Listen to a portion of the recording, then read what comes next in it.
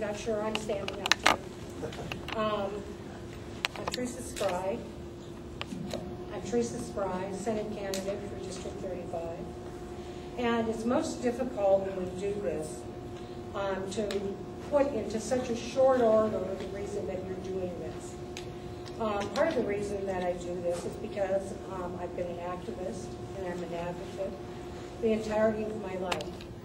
I've been an advocate and actually worked in healthcare as a family planning counselor and now in home health as a caretaker. I'd also like to talk about a few other areas that I've been involved in.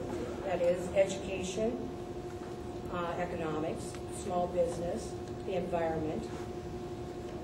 I am indigenous to South Dakota. I believe that we need to do things in South Dakota that we've been standing still for far, far too long. And tonight when I came, I thought, you know, I need to truly talk about the most pressing issues in South Dakota. And I don't know that education is exactly the most pressing problem. I'd like to talk about the economy as our most pressing problem and also the environment. I believe that the population of District 35, where I've lived pretty much the entirety of my life, well represents what actually the economy of South Dakota looks like. 60% of our children qualify for the free lunch program.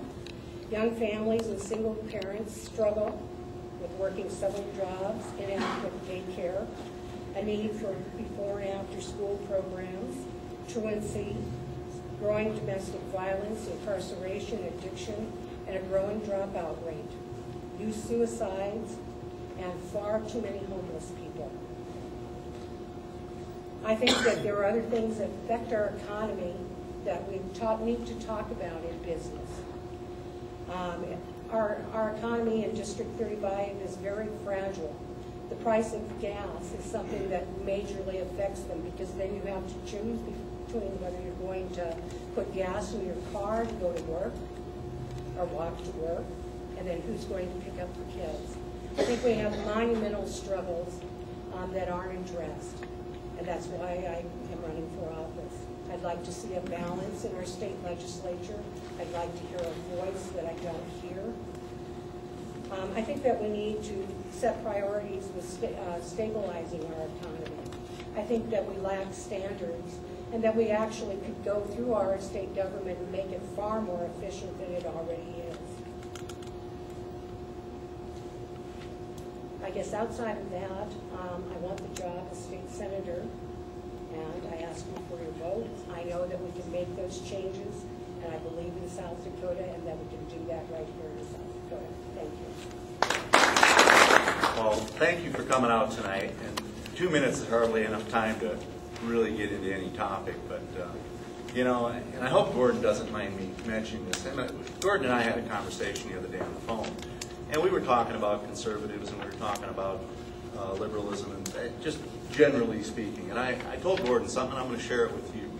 When I went to Pierre 6 years ago as a houseman, I rated myself, I ranked myself as this big conservative, and I'm going to change the world, and by God, you know, I'm going to make things right for education, because I came off the school board.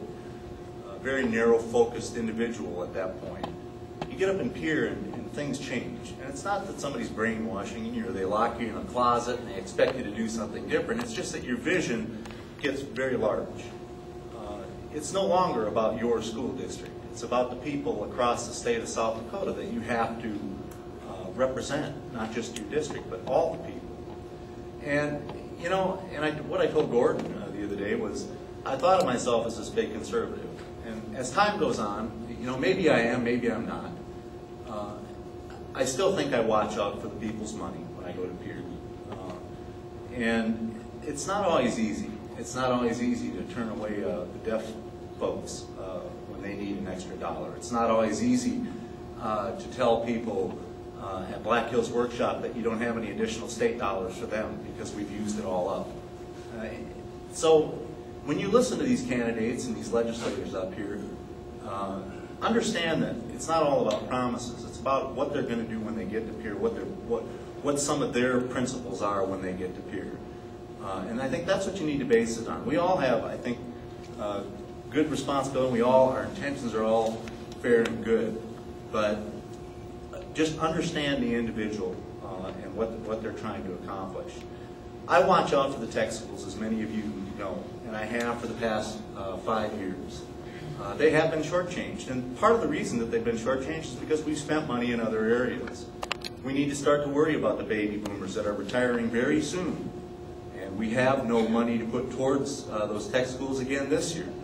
So again, I'll be driving that message home to replace the workforce across the state of South Dakota. It's very important to me, but I will take the conservative fiscal note back to my appropriations committee if I'm elected to the Senate, and I'll watch out for the taxpayers' dollars and act as a watchdog for spending. There's going to be a lot of programs that are going to come down the pike this year that I'm probably publicly going to come out against, because I think it's frivolous spending when we're not taking care of programs that currently exist in the state of South Dakota. And some of those do include places like Black Hills Workshop. They've come to the table every year, and we just haven't had enough dollars to give to them. So understand that. I'm not going to make campaign promises, and I'm not going to tell you I'm a great leader. I think leaders, great leaders, only history will dictate whether they were great, and the people that write the history that represent your wishes, they're going to be the people that are going to dictate whether those are great leaders or not. But I will tell you this, I will represent people when I go to peer, not party. I will represent people. So thank you for coming out tonight, and thanks for listening to me.